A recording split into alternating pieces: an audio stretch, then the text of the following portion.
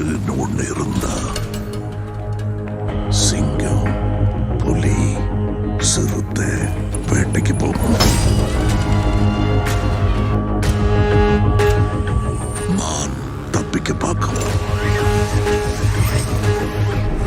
ஆனா அதுக்குள்ள அஸ்தமனம் ஆயிடுச்சுன்னா